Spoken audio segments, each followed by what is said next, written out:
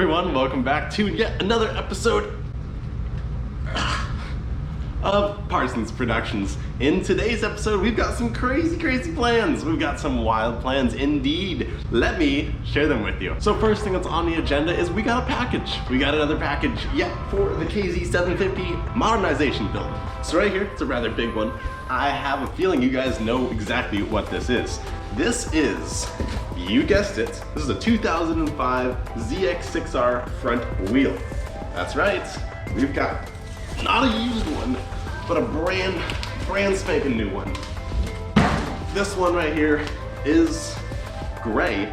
I wanted a black because I'm going with a black and gold scheme on this motorcycle. However, paint can fix that.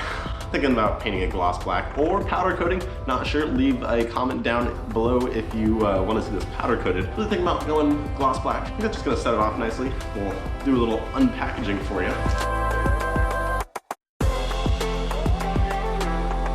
Beautiful wheel I got off of eBay Motors. Super clean, super nice. It's a 17 by 3.5, just like the ZX600, which is the green one I have on the front. However, this one's diameter is bigger. The freaking hub is larger than the ZX600, which is annoying because I went through a whole deal about the wheels, and that's okay, that's okay. Thinking about reusing the same tire. The tire doesn't have a whole lot of tread left, but saves me from buying another tire, but I could use some decent traction, so maybe I will buy another tire. That's undecided. But this is a really nice wheel. I'm really proud of that. I got this. So that's for later. On another note, the main objective we have today is these. These are carburetors. I took these off a while back, and they, if you look closely, here, I'll turn some more light on here for you. If you look closely, they are a little rough. They have definitely seen some mileage and some sitting, because that's what carburetors do when you don't ride them, they sit. So I think it's time to rebuild these. I got this cool little carburetor rebuild kit online. This was actually like $12. So I'm a little concerned on how this is gonna work. You can see it comes with 2 gaskets, one for each carb because there's 4 of them, and some springs, some tiny little O-rings, a needle. We'll see what that does. I'm curious on how this is gonna work because there was various carburetor kits online that I could purchase, and this is one of the cheaper options, so we'll see how that goes. Just so you kind of get a feel of what I'm doing. This is the top of the carburetor right here. This is the air filter side. You can see the air filters right there. This is the air filter side. And you just look how crusty they look. They look pretty crusty. I went over here and I polished up. I cleaned it up with a wire wheel, and then I did primer, and then I painted it with a high gloss silver and then a clear coat. And these just came out so good. That's actually the rail that goes right there. That's what holds them together. This is what it's gonna look like when it's done, and it's gonna look so good. Cannot wait how good this is gonna look. My main plan with the carburetors is I got a ultrasonic cleaner for my birthday, which is a weird thing to get for your birthday, but if you're any person like me, you like things like this, so this was awesome. I used it once already on this clutch cover and a few other parts, and it works wonders. You get a water-based degreaser mixed with pure water, no chlorine or anything added, and you turn it on with the heating elements as well as a cleaner switch, and it makes these little bubbles on every little part. So all the little jets, all the little holes and everything in the carbs should be magically cleaned by this bad boy. So I'm gonna make sure I take full video documentation on how to take these things apart, because I know about carburetors. My entire life I've been taking apart tiny little engines like model airplane engines and weed whackers and lawnmowers apart and putting it back together just to see how they work. But I've never dealt with like a real carburetor before. Like that's a real carburetor. This little leaf blower right here, that's a carburetor, but you know, it's a lot smaller.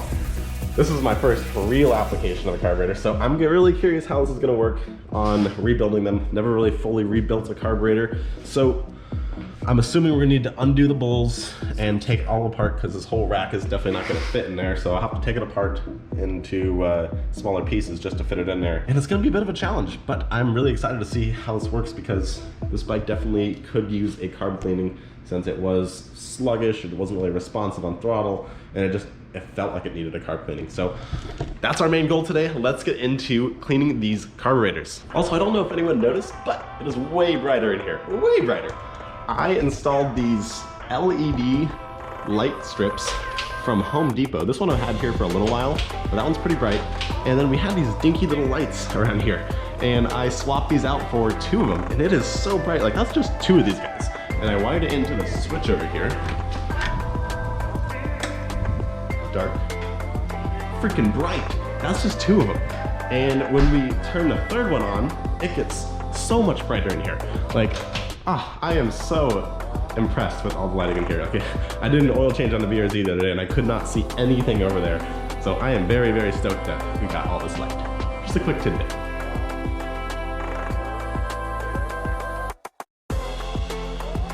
Okay, so I'm gonna do one at a time here, just because I'm very nervous about taking these things apart, because I definitely don't want to accidentally have something go wrong, but I'm very nervous about this. Mentioning why I'm taking these apart. This right here is why. They are so crusty and old. It needs the power of the ultrasonic cleaner. And I am so stoked to see how all this crud gets removed from that.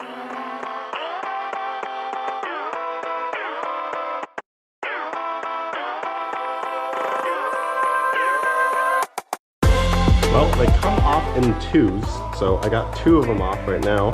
I am going to disassemble them as far as I can and then dunk them in a bath of ultrasonic cleaning fluid.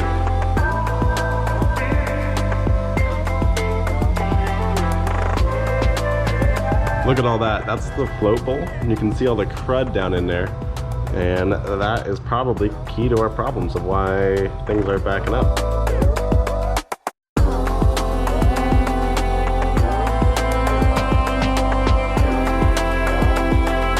So I think I've got it down to the point as far as I want to take it. You can see it's fairly taken apart. I got the floats off, I got the choke off, I've got the throttle end taken off, and I'm trying to be as precise as I possibly can with this. I have a really large fear of putting this back together incorrectly or missing some parts. So I'm gonna do 2 at a time. I'm gonna take this one apart the rest of the way just like I did with this one. My bath is a little on the dirty side at the moment, so I'm going to drain this fluid and then we'll get a nice warm bath going for these fellows.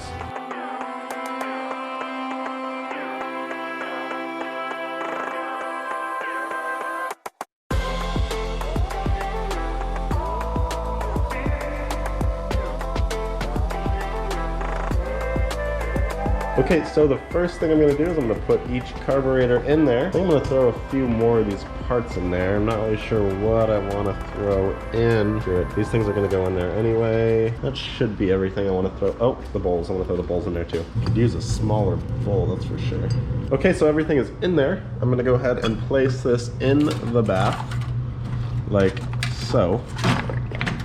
Everything is nicely submerged. It's actually very satisfying to watch this thing go. So what I'm gonna do is I'm going to turn the heating switch on, and I think the highest we can set it to is 80, and 80 is in Celsius, not 80 degrees Fahrenheit. I'm gonna go ahead and press the cleaner switch, and then I'm gonna set a time for 30 minutes. That'll do it. But if you look in there, you can watch everything do its little magic bubble thing. Really, really annoying as it makes this high-pitched whine. It's not fun to be in here while this thing is going, but I am going to put the lid on and come back after 30 minutes and see what happens. Wish me luck. Okay, so 30 minutes has now elapsed. Let's take a look at what we got going on. I'm really excited. Smells nice. Oh yeah, that's good. That is some good stuff. Okay, so everything is back from the ultrasonic cleaner. You can see it is still dirty, but the main point of the ultrasonic cleaner is to loosen up the debris.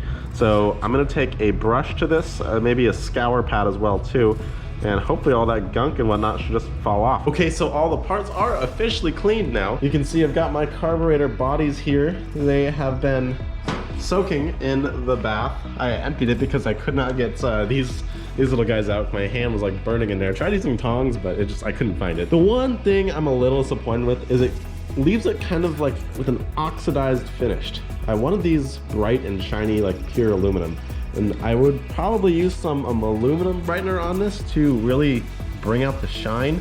So I want to do this right. I want to make this bike pretty. This is a bike I'm building from the ground up. I don't want to make it look trashy. Quality is my main thing. I didn't realize that was that dirty. I'm sorry. Is it better?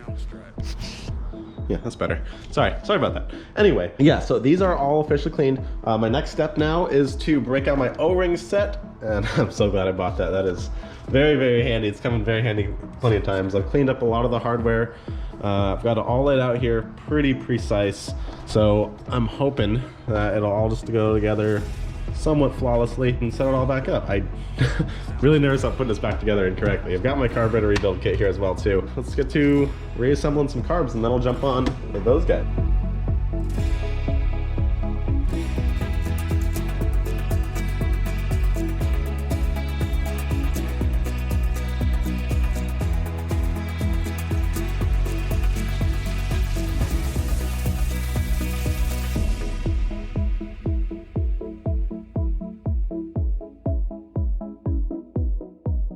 Okay, so that 2 carburetors done, and that only took like 7 hours. I am terrified I put this together right. Like, I mean, for the most part, everything's there. That's the choke side. This is the throttle side. One thing, there was a nut right here, so I haven't put it on yet. However, when I was pulling the nut out, I twisted it so hard that it bent the crap out of the shaft. So when I went to go bend it back into place, it bent the rod a little bit. I tried hammering it, I tried making it perfect. However, it is a little bent, so it's a little stiff. Other than that, it still functions properly. I mean, we'll find out. The one thing I am a little unhappy with is with the ultrasonic cleaner, it kind of tarnishes the aluminum. So I think I mentioned it earlier, I'll put some aluminum brightener on there to restore that. Other than that, I think these are all complete. I do have some primer on the rail itself. You can see my little ghetto rig stand here. I've got some primer going there, and hopefully that will dry up soon so I can paint it and get them all together again. I do not have the other 2 carburetors done yet. Those are going to be for later. I left these together just because I was a little worried about the possibility of not getting them back together properly, so I left that as a reference as well as I took many pictures. But other than that, these are all put back together. I do have these guys to put in, but I'm gonna wait on those for a little bit. That concludes this episode of Parsons Productions. I hope y'all enjoyed my carburetor rebuild. Very, very, very terrified that these are not gonna go the first time. We will see what happens when it comes time for the first start. I definitely know there's gonna be a little bit of a issue, maybe some fuel leaks, maybe some jets not in the right spots, but who knows? This is all trial and error. That's what happens with trial and error. It's trial and then errors. So thanks again for watching another episode of Parsons Productions, and I will catch you guys in the next episode where we will finally be putting the front wheel on and getting front end wrapped up and ready for test ride time. Can't wait. Until then.